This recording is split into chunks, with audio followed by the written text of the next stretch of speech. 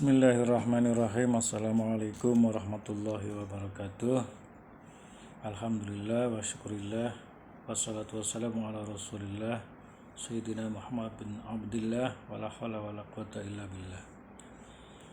Selanjutnya adalah kita lanjutkan kajian kita dari kajian kitab Durratun Nasihin yang dikarang oleh Sayyid Utsman bin Hasan bin Ahmad bin Syakir Al-Hawbawi. Jadi kitab ini dikarang atau ditulis oleh seorang ulama dari tabi'in yang bernama Utsman bin Hasan bin Ahmad Syakir. Semoga Allah meridhoi dan semoga Allah memberkahi hidup beliau. Kita lanjutkan kajian tentang Fadilah Ramadan. Bismillahirrahmanirrahim. Wa qala alaihi salatu wassalam. Wa qala lawis ngucap sapa alaihi salatu wassalam.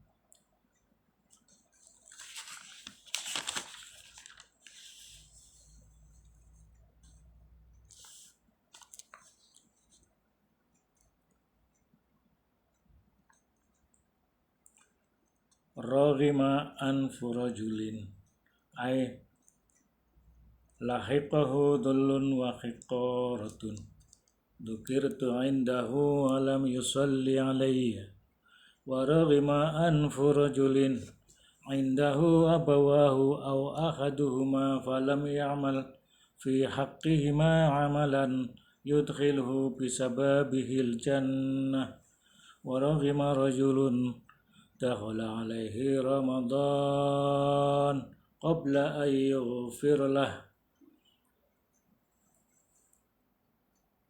Ruwiyah diceritakan Abi Hurairah dari sahabat dari Abi Hurairah radhiyallahu an, semoga Allah meridhoi beliau. Anau sesungguhnya Abi Hurairah qala berfatwa. Qala Rasulullah sallallahu alaihi wasallam, bersabda Rasulullah sallallahu alaihi wasallam, raghima anfu rajulin, raghima kumprung sapa anfu rajulin irunge wong lanang. Bahasa Indonesianya raghima itu cacat. Raghima itu pokah itu bolong dia.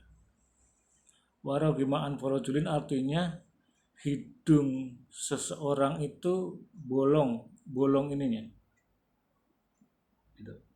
Jadi botak, ini daun hidungnya hilang, yang kelihatan lubangnya saja, itu namanya raghima. Jadi bahasa Indonesianya apa? Raghima itu hidungnya botak hidungnya, bolong, daun hidungnya nggak ada. Kalau bahasa Jawanya gampang, gumprung, raghima. Jadi hidung seorang laki-laki itu gumprung. Di daerah Arab itu kalau melihat orang itu dianggap dia itu adalah orang yang terhina, gitu. Orang yang terhina, orang yang diremehkan. Jadi raghima anfu rajulin itu artinya orang itu adalah akan mendapat kehinaan, orang itu akan mendapat kerugian. Jadi saya mengartikan raghima anfu rajulin itu orang akan mendapatkan kehinaan dan kerugian. Lebih enak didengar. Raghima anfu rajulin, seseorang akan mendapatkan kehinaan dan kerugian. Idza dzukirtu, ketika dzukirtu saya disebut, indahu ing dalam sandingnya rajul, walam yusalli alayya, lan dia tidak atau belum membacakan sholawat kepada saya. Jadi ketika kita mendengar seseorang menyebut nama Muhammad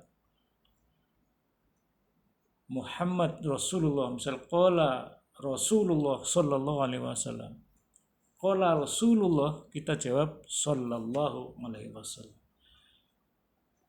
Misal ada orang mengatakan Muhammadun Nabiullah, kita jawab sallallahu alaihi, atau Allahumma salli alaihi, atau jawab sallu alaihi, itu salawat, sallu alaihi, atau kita jawab Allahumma salli alaihi, atau kita jawab sallallahu alaihi wasallam. Jadi ketika disebut namaku, kata Muhammad, walam yusalli alaihi, dia tidak mau bersolawat kepadaku, tidak bisa, tidak mau, atau belum membacakan solawat kepadaku, itu dianggapnya roghima anfurujulin, akan mendapatkan kehinaan dan akan mendapatkan kerugian. Karena itu adalah momen yang sangat bagus. Ketika kita mendengar disebut nama Muhammad Rasulullah, kita harus membaca sholawat kepadanya. Allahumma sholli ala Muhammad, Allahumma sholli alaihi, atau sallu alaihi, atau sallallahu alaihi wasallam. Kalau tidak, kita rugi. Bahkan kita akan menjadi hina. Karena sholawat itu sangat penting. Sangat penting. Saking pentingnya Allah sendiri mengucapkan innallaha wa malaikatahu yusholluna ala nabi. Sesungguhnya Allah wa malaikatahu, dan malaikat-malaikat Allah yusholluna ala nabi, membacakan sholawat kepada Nabi. Selanjutnya, ya ayyuhalladzina amanu, wahai orang-orang yang beriman, sallu alaihi, sholawatlah kepada Nabi, wasallimu taslima, dan mendoakan keselamatan dengan keselamatan yang sebenar-benarnya. Di satu kesempatan lain pernah Rasulullah SAW, man shalla alayya marratan, barang siapa yang membaca salat kepada saya sekali, sallallahu alaihi asyra, Allah akan membacakan sholawat kepada orang itu 10 kali. Man shalla alayya marratan sallallahu alaihi asyra, Allah akan membacakan sholawat 10 kali. Selanjutnya, man shalla alayya asyran sallallahu alaihi mi'atan, kalau kita membaca sholawat 10 kali, kita akan dibalas dengan sholawat oleh Allah sebanyak 100 kali. Man shalla alayya mi'atan, siapa yang membacakan salat kepada saya 100 kali, sallallahu alaihi alfan, Allah akan membacakan salawat kepadanya 1000 kali. Man shalla alayya alfan, siapa yang membaca salat kepada saya 1000 kali, kataballahu fi ainaini bar'atani, Allah akan mencatat di kedua matanya 2 kebebasan. 1, bar'atun minan nifaq, bebas dari kemunafikan. Wa bar'atun minan nar, dan yang satu bebas dari api neraka. Itu hebatnya sholawat. Kita akan dibebaskan dari penyakit-penyakit nifaq, dan kita akan dibebaskan dari panasnya api neraka kalau mau baca sholawat 1000 kali. Itu pentingnya sholawat. Makanya kalau ada momen membaca sholawat, kita tidak mau membaca sholawat, kita rugi. Bahkan kita akan menjadi hina di mata Allah Subhanahu wa ta'ala. Yang kedua, indahu abawahu, indahu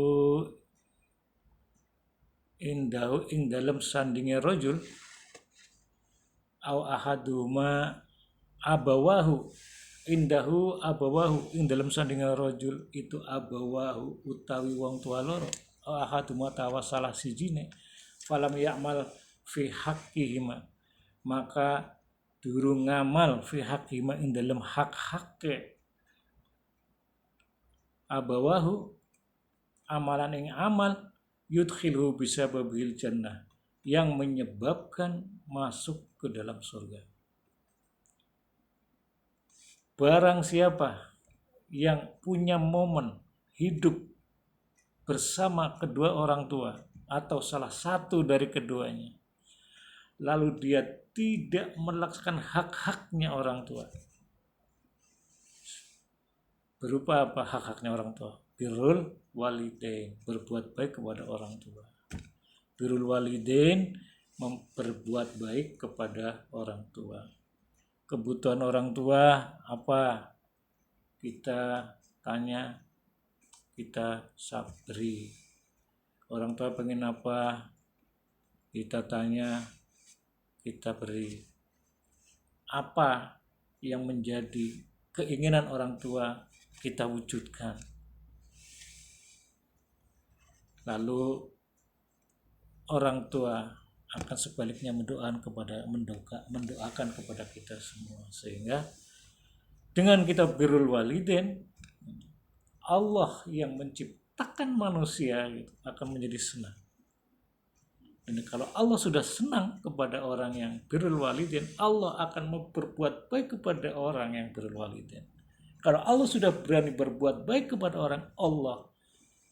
orang yang birrul walidain, maka orang itu selamanya tidak akan merasakan susah, tidak akan mendapatkan kesulitan, akan mendapatkan kemudahan, hidupnya berkah, kemudian janji-janji Allah akan dipenuhi, berupa surga Allah akan dipersiapkan.